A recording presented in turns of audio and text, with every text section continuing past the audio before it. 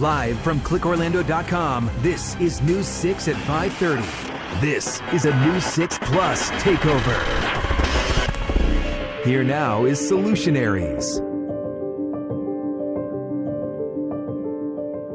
Coral reefs are currently under attack.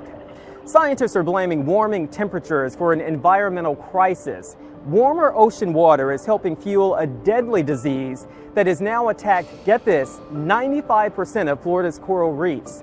The coral is now at risk of extinction. So what can be done?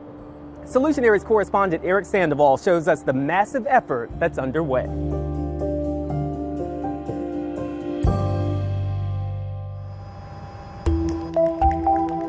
On the outside, it looks like any other office building in one of Orlando's warehouse districts. But what's happening inside is a fast-moving mission to save a species. The Florida Coral Rescue Center houses 18 aquariums filled with more than 750 colorful corals, all of them rescued from the reefs, threatened by a mysterious, deadly disease. So we believe the disease started around the Miami area, and it's been spreading, much like a wildfire. Dr. Andy Stamper is a conservation science manager for Walt Disney World. Yes, that Walt Disney World. He says something called stony coral tissue loss disease has hit half the corals along the Florida Keys, and it's now targeting the Caribbean.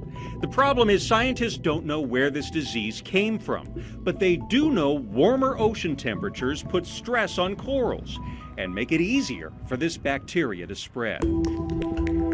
So a team of wildlife experts has taken these corals from the wild to protect them and raise them here at the rescue center. The federal and state governments felt that it was extremely important to take a small population out to bank to save it for future restoration efforts. Stamper says 25% of creatures in the ocean depend on coral reefs for homes and food. The reefs also help protect Florida's coastline from strong hurricanes and the storm surge that comes with them. And when we protect the shoreline, we protect tourism, we protect housing. They're incredibly important for Florida. It's so important that a team of experts is now collaborating to protect the coral. Their group, the Florida Coral Rescue Project. Well, it's a very unique partnership because Jim Kinsler is the aquarium curator at SeaWorld Orlando, and he's the facilities manager for the Coral Rescue Center. Zoological institutions like SeaWorld and Disney, we have the expertise of maintaining and keeping corals, coral aquaculture. This is right in our wheelhouse. The partnership is led by the Association for Zoos and Aquariums, and it involves Disney Conservation and SeaWorld, the Fish and Wildlife Foundation of Florida, NOAA Fisheries, and Florida Fish and Wildlife Conservation Commission. We've shown that we've been very successful holding the corals here. Justin Zimmerman is an aquarium supervisor with SeaWorld Orlando. The corals are growing, they seem to be very happy and doing well. The rescue center simulates conditions as close to possible to natural conditions with LED lights, pumps, and about 6,000 gallons of salt water that has to be constantly managed. That is the goal of this project, is to get all these corals and make the reefs down in the Keys pristine again, is to get these corals back in the ocean. Watching to see where this mysterious disease may spread to next, though, is a huge task. To get results, state environmental leaders here in the state of Florida have enlisted the help of literally anybody who is willing to dive out in these waters. They're given a form like this, and they're asked to fill out the condition that they find the corals in. And then they upload all of that to a state database. All right, so everybody got their gear, everybody got their clipboards. This group's name is Force Wonderful, Blue. have fun, dive safe. Their mission this day, helping to save Florida's coral by diving to a reef off the coast of Lauderdale by the sea. It impacts you because to see something like that happening right here in our backyard, it does make an impact on you. Steve Gonzalez helps to spearhead Force Blue's involvement in the Florida Coral Rescue Project. I am retired Navy SEAL Master Chief. Gonzo, as his friends call him, says he's been on more than 100 dives to monitor the coral for signs of illness, life, and yes, death. 9 out of 10 times, this is caused by fellow humans. Sometimes on purpose, but mostly unknowingly. Plastics, plastic plays such an important part. Waste, things that we just don't think about until you're underwater and you see the impact of what it has on the coral reef, and then of course on the marine life that feeds off of that coral reef. We're looking for coral disease, coral bleaching. Veteran divers come here from all over Florida. Miami Dolphins wide receiver Mac Hollins even suited up. We watched as they formed 4 teams to search for 2 big threats facing Florida's coral: bleaching, which is caused by rising water temperatures, and stony coral tissue disease. Do you know if it was stony coral tissue loss or something else? It was, I can't say for sure. Divers brought what they found to Patty Kirk Gross, who combined all of it and uploaded it to the Florida Department of Environmental Protection. We are really, really close to a tipping point. But she says she has faith that efforts like this may help turn things around and save the coral from extinction. I don't think that we'll ever in my life be able to restore it to where it looks the same. It's going to always look different no matter what we do. But if we could just bring, especially the corals, back to where they would spawn and have a place to land and grow, that would make me happy. The fight to save coral has even made it to Washington, D.C. The Great Florida Reef is under attack. Florida Congressman Darren Soto says he saw what's happening to the waning coral population off Florida's coast firsthand during a scuba trip to Key Largo. It was a real personal moment because I see the decline of the Great Florida Reef and the sense of responsibility to help save it. It impacted you? No question. And you just see the devastation. Florida Senator Marco Rubio went on a similar trip to the same spot. These historical photos of that area in 1971 and 2004 show just how much things are changing. Coral is dying while plants are taking over. Soto, a Democrat, and Rubio, a Republican, put aside their political differences and teamed up to introduce identical bills in the House and Senate. If they're both passed, the Restoring Resilient Reefs Act would make available $53 million to national restoration efforts. $15 million of that would be earmarked for projects in individual states, like the Florida Coral Rescue Project, which has been sharing money and resources. And so what we thought was really important is to strengthen NOAA's Coral Reef program, to allow it to partner with these local organizations and local communities, and to drive the level of funding necessary to keep that innovation going. The bill would also provide technical assistance to nonprofits who are on the front lines of this rescue mission. But how much of that money each state would get still needs to be hammered out. It sounds like federal funding is almost vital to continuing these efforts. It is. It absolutely is. Dr. Michael Crosby is the president and CEO of Mote Marine Laboratory and Aquarium in Sarasota. He says he helped Rubio's staff with the wording of the Senate bill, knowing that this isn't a simple fix. And saving Florida's coral, he says, will take years. We're witnessing these coral reefs sliding into extinction. And as scientists, the last thing I want to do is say, we did a damn good job monitoring them into extinction. I'd rather say we did a damn good job in actually restoring them and bringing them back. Solutionaries correspondent Eric Sandoval is joining us now. And Eric, this really is not a short-term project, is it? Absolutely not, and primarily because it's a battle against Mother Nature on one point. You know, we have climate change, we have warmer ocean temperatures, and that's not going away anytime soon. And that's one of the big culprits for helping to spread this illness underwater so the coral get it. So that's number one. Number two, we have the human element. We have boat rotors that are going over the coral reefs, and that's injuring some of them. But we also have a lot of fertilizer that's literally being pumped into the Atlantic Ocean, and that's killing off a lot of the corals. So the answer to your question, no, it's not short term. And there's really sort of been a national response to Florida's crisis. Tell us about how other states are getting involved. Well, you know, Florida does not have the budget infrastructure to help save the corals, so they've basically had to go out to other states and ask for help. They are now sending propagated coral to places like Omaha, Nebraska, Detroit, Michigan, middle of Virginia. Iowa is another state. But all of these states and aquariums in those states are basically stepping up to the plate and saying, how can we help? So coral is literally being grown in the middle of a cornfield in some cases. Eric Sandoval, thank you so much. Fascinating stuff. Now, the disease that we have been talking about has ravaged the coastal reefs of Florida and the Caribbean. The volunteers collecting data are essential for marine health and sustainability in those regions. And it's important to point out that reefs are all over tropical and even subtropical waters, including off the coast of Galveston, Texas.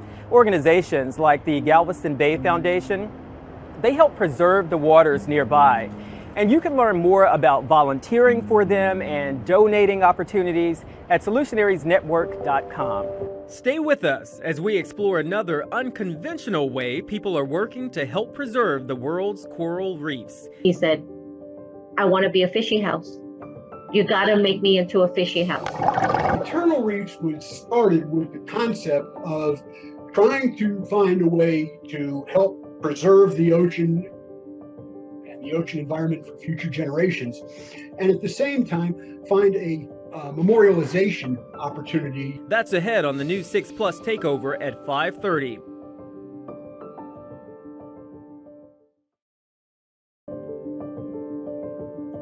Coral reefs are getting help in another, more unconventional way. What started as a passion project for two friends turned into families being able to bury their loved ones at sea. A final resting ground that memorializes a life lived and fosters marine growth all at the same time. Solutionaries correspondent Lauren Verno introduces us to Eternal Reefs.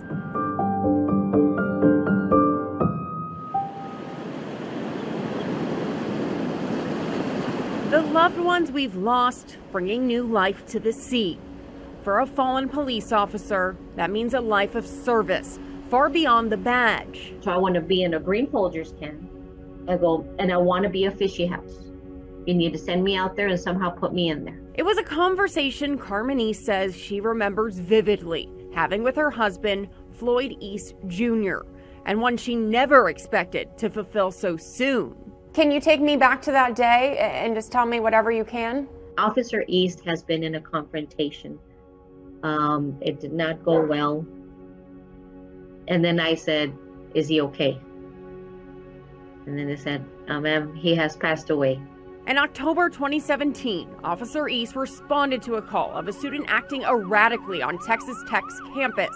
While in police custody, that student pulled a gun, shooting and killing Officer East at 48 years old. The girls and I just dropped to the floor as soon as they saw me. As soon as I saw them, we were on the floor crying. As funeral preparations began, Carmen remembered that conversation she shared with her husband. He said, I want to be a fishy house. You got to make me into a fishy house. What Officer East meant was he wanted to be an eternal reef. Eternal Reefs was started with the concept of trying to find a way to help preserve the ocean and the ocean environment for future generations, and at the same time find a memorialization opportunity. Eternal Reef CEO George Frankel explains, instead of a loved one being buried in a plot or put in an urn, these concrete structures are mixed with loved ones' ashes, becoming an eternal reef. The reefs range in price from almost $4,000 to $7,500. And to date, 3,000 of these eternal reefs have been placed in 30 locations around the country. How do you measure the success of a reef ball after you've put it out there? And how successful have you been? In the right water conditions, we will see visible growth in as little as 6 weeks. So we know the contribution is there to begin with. When you first heard about them, what went through your head? Well, when I first heard about them, I thought, how cool. Jacksonville University professor of marine science Dan McCarthy has been studying reefs for decades. How is our reef ecosystem right now? I think globally, the reefs aren't doing very well. We're seeing a transition from living coral to being dominated by algae and sometimes sponges. And these reefs are bringing life back. Fish are able to go inside it, as well as animals without backbones, invertebrates like crabs and shrimp and things like that. And then you end up having a sequence of events where small guys get in, larger guys get in, and then you end up a more vibrant community. Is this really the perfect solution for saving our reefs? I don't know that they're a perfect solution, but they are a solution. You can see just by the growth on these reefs over the years, they are working. Are these reef balls replacing the reefs dying in the same rate? Oh, probably not. Almost definitely not. Reef balls are great, coral restoration are great, and I'm big fans of those. But, when you talk about the aerial coverage of reefs worldwide, that's just something very hard for us to make up for. And McCarthy says not every reef placed will be successful. I do some work in shallow water reefs where they don't quite fit very well. But I think in some of the deeper, or maybe some of the reefs more in the Caribbean, there's comparable topography associated with it. It's not perfect. Well, it's not perfect. It's a stepping stone in giving back. Not just giving back to the ocean, but for the families who lost a loved one. It's so poetic in a way. He served in life and he's serving afterlife. I'm sure he's having a ball just watching the fish, and because he loved diving, and it was one of the things that he loved the beach. If he could live in a shack on the beach for the rest of his days, he would have been happy. And Carmen is reminded of that every time she looks off St. Augustine shore, knowing 15 miles out, her husband is still there.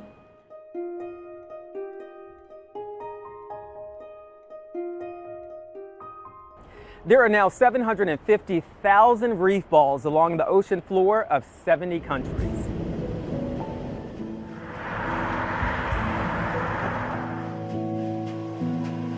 We welcome in City of Orlando Sustainability Director Chris Castro. And Chris, thank you so much for joining us. We have covered a lot of ground today. Well, each one of the things that you just mentioned are solutions to advance sustainability. When we talk about sustainability, it's really about ways in which we can minimize the impact that we have on the environment and on public health and our surrounding communities, right? Every action that we take, believe it or not, has either a positive or a negative impact on the planet and public health.